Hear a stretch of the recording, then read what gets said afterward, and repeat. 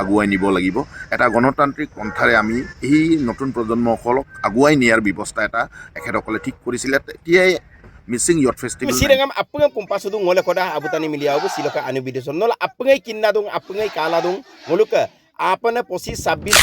28 29 Januari do ngoluka bogibil kareng sapuri to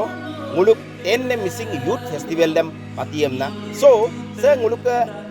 ebar ke enne missing youth festival sem kapila ngoluka bare bare sampa dead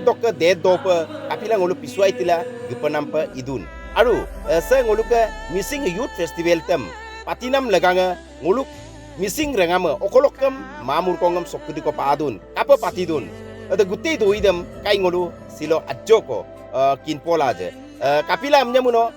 ngolu sokudi ko bottapa ngoluka kadeng sapori bogibil tela ruito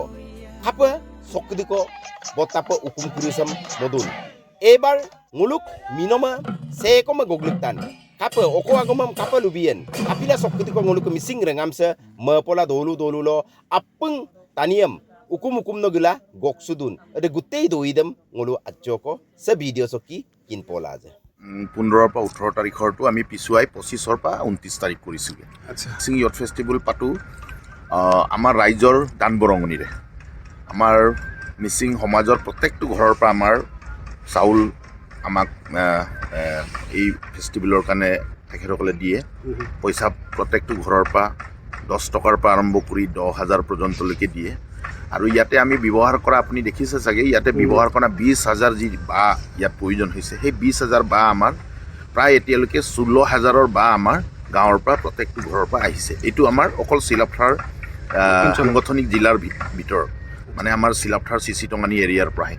আৰু অন্যান্য আমাৰ যিবোৰ জিলাসমূহ টিএমপিকে যিবোৰ জিলাসমূহ আছে সাংগঠনিক জিলা সেই জিলাসমূহৰ পৰা আমাৰ চাউল আহিব সেই জিলাসমূহৰ পৰা ইয়াত আমাৰ যেহেতু কাম কাজ কৰি শেষ কৰাৰ পাছত ইয়াতে যিটো আমি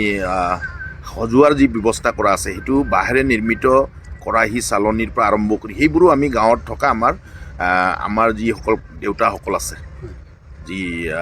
50 বছৰৰ ওপৰৰ যিসকল আছে এখেতসকলে বনাই মেলি আমাৰ ইয়ালৈ পঠিয়াব হাজাৰটা আমাৰ অঞ্চল ইয়ালৈকে আহিব ইয়াতো 1000 বিঘা আছে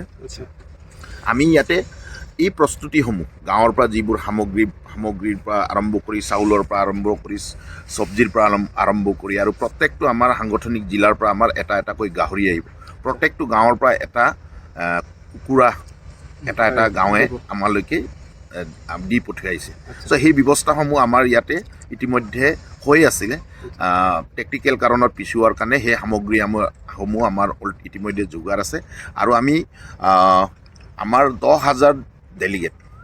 কলা কৌশলীসকল আমাৰ ইয়াত উপস্থিত হ'ব তাৰ কাৰণেও আমাৰ যি চিলেকশ্যন কেম্প জন ভিত্তিত আঞ্চলিক ভিত্তিত জিলা ভিত্তিত যি হৈছিলে সেইটো প্ৰায় আজিৰ দিনটোত প্ৰায় সম্পূৰ্ণ হৈ গৈছে আৰু 10,000 ডেলিগেশ্যন ইয়াতে আহিবৰ কাৰণে ৰেডি হৈ আছে আৰু অহা আমাৰ 25 তাৰিখে ইয়াত ডেলিগেশ্যনবোৰ উপস্থিত হ'বহি 29 তাৰিখে ভাৰতৰ গৃহমন্ত্ৰী অমিত শ্বাহজী আমাৰ ইয়ালৈকে উপস্থিত হ'ব আৰু অমিত শ্বাহজীক আদৰিবৰ কাৰণে আমি 2 লাখ মানুহ ইতিমধ্যে আমাৰ গাঁৱে প্ৰচাৰ অভিযানৰ জৰিয়তে আমি তেখেতক আদৰিবৰ কাৰণে প্ৰস্তুত হৈ আছোঁ 12,000 ডেলিগেট ভলণ্টিয়াৰ্ছ আৰু 2 লাখ আমাৰ জনসাধাৰণ ৰাইজ উপস্থিত হৈ 29 তাৰিখে তেখেতক আদৰিবৰ কাৰণে আমি প্ৰায় প্ৰস্তুতি সম্পূৰ্ণ কৰিছোঁ আমি অৱগত কৰিম যে শচীন তেণ্ডুলকাৰ কোনদিনাখন ইয়াতে উপস্থিত হোৱাটো ফাইনেল হৈ আছে কিন্তু অসম গভৰ্ণমেণ্টৰ যিটো নিয়ম নীতি আছে তেখেতৰ ব্যৱস্থাপনাৰ যি নিয়ম নীতিবোৰ সেই কাগজ পত্ৰখন আমি পাই যোৱাৰ লগে লগে আপোনালোকৰ জৰিয়তে অসমৰ ৰাইজক আমি অৱগত কৰিম যে ইউথ আইকন হিচাপে আমি প্ৰতি বছৰে আমাৰ মিছিং ইয়থ ফেষ্টিভেলত আমি ইয়থ আইকন এজন 1990 দশকত উত্তৰ পূৰ্বাঞ্চলত সকলো জাতি জনগোষ্ঠীয়ে নিজৰ অধিকাৰৰ কাৰণে তেখেতসকলে সহস্ৰ সংগ্ৰামৰ ব্যৱস্থা কৰিছিল কিন্তু সেই সময়ত আমাৰ মুৰব্বীসকলে প্ৰমানন্দ চাইয়া আমাৰ মুৰব্বী আমাৰ ডক্টৰ ৰণোজ বৰা বৰ্তমানৰ শিক্ষামন্ত্ৰী ডক্টৰ ৰণোজ পেগু বৰ্তমানৰ জোনাইৰ বিধায়ক ভুৱন পেগু আৰু আমাৰ অন্যান্য বিশিষ্ট আমাৰ জ্যেষ্ঠসকলে সেই সময়তে সিদ্ধান্ত গ্ৰহণ কৰিছিল যে আমাৰ নতুন প্ৰজন্মসকলক আমি সহস্ৰ সংগ্ৰামৰ বিপৰীত দিশত আমি আগুৱাই নিব লাগিব এটা গণতান্ত্ৰিক পন্থাৰে আমি এই নতুন প্ৰজন্মসকলক আগুৱাই নিয়াৰ ব্যৱস্থা এটা এখেতসকলে ঠিক কৰিছিলে তেতিয়াই মিচিং ইয়থ ফেষ্টিভেল 1996ত আৰম্ভ কৰিছিল যে আমাৰ ল'ৰা ছোৱালীসমূহে যাতে সশস্ত্ৰ সংগ্ৰামৰ পক্ষ নলয়, সশস্ত্ৰ সংগ্ৰামৰ যাতে পিনে গতি যাতে নকৰে, তাৰ কাৰণে আমাৰ ল'ৰা ছোৱালীসমূহ এটা সাংস্কৃতিক ব্যৱস্থাৰ জৰিয়তে, কলা সংস্কৃতিৰ ব্যৱস্থাৰ জৰিয়তে আগুৱাই যোৱাৰ দিশ লৈ আৰম্ভ কৰা মিচিং ইয়থ ফেষ্টিভেল। সেই মিচিং ইয়থ ফেষ্টিভেল আৰম্ভ কৰা যি নতুন প্ৰজন্মক লৈ যি আৰম্ভ কৰা দিশটো আছিল, সেই দিশটোকে আমি আজিৰ দিনটোলৈ দশম বহু বছৰৰ মাজত কেইটামান বছৰ আমি কৰা নাছিলোঁ, কিন্তু এই দশম যি মিচিং ইয়থ ফেষ্টিভেলত আমি সেই লক্ষ্যৰেহে মিচিং নতুন প্ৰজন্মসকলক এটা শৃংখলাবদ্ধ সমাজ ব্যৱস্থাৰ দিশে আগুৱাই নিয়াৰ কাৰণে এই আমাৰ লক্ষ্য উদ্দেশ্য যে আমাৰ নতুন প্ৰজন্মসকলে যাতে ড্ৰাগছ ভাঙৰ পৰা আৰম্ভ কৰি বেলেগ যি বিপৰীত দিশত থকা যি ব্যৱস্থাবোৰ আছে তালৈ গতি নকৰি এটা শিক্ষা ব্যৱস্থাৰ জৰিয়তে এটা শৃংখলাবদ্ধ প্ৰগতিশীল সমাজ ব্যৱস্থা গঢ়াৰ দিশে আমি আমাৰ সমাজ ব্যৱস্থাটোক আগুৱাই নিয়াৰ লক্ষ্যৰে আমি মিচিং ইয়থ ফেষ্টিভেল অনুষ্ঠিত কৰোঁ, মিচিং স্পৰ্টছ কাৰ্নিভেল অনুষ্ঠিত কৰোঁ। মিচিং ৰাইজ বা অসমবাসী ৰাইজক আমি এটাই আহ্বান জনাম যে মিচিং যুৱ মহোৎসৱ এটা আমি লক্ষ্য উদ্দেশ্যৰে আগবাঢ়িছোঁ যে আমাৰ শৃংখলাবদ্ধ প্ৰগতিশীল এটা সমাজ ব্যৱস্থা গঢ়াৰ লক্ষ্যৰে আমি আগবাঢ়িছোঁ। শিক্ষা ব্যৱস্থাৰ লগে লগে আমি অৰ্থনৈতিক ব্যৱস্থাৰ জৰিয়তে আমাৰ এটা শৃংখলাবদ্ধ নতুন যুৱ সমাজ এটাৰ লক্ষ্যৰে আমি আগবাঢ়িছোঁ। তো এই নতুন যুৱ সমাজে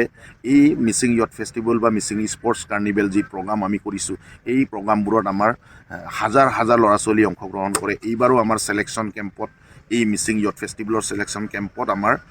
প্ৰায় 1 লাখৰ ওপৰৰ কলা কৌশলীসকলে অংশগ্ৰহণ কৰিছে। তাৰে ফাইনেলিষ্ট যিটো ফাইনেলৰ 10,000 ডেলিগেশ্যন ইয়াতে উপস্থিত হ'ব। এইটোৱে আমি প্ৰমাণ কৰে যে যি আমাৰ নতুন প্ৰজন্মৰ অংশগ্ৰহণে প্ৰমাণ কৰে যে আমাৰ যি লক্ষ্য প্ৰগতিশীল গণতান্ত্ৰিক সমাজ ব্যৱস্থা কৰা, সেই লক্ষ্যত আমি উপনীত হ'ব পাৰিছোঁ বুলি আমি দৃঢ় বিশ্বাস কৰিব পাৰোঁ। তো এই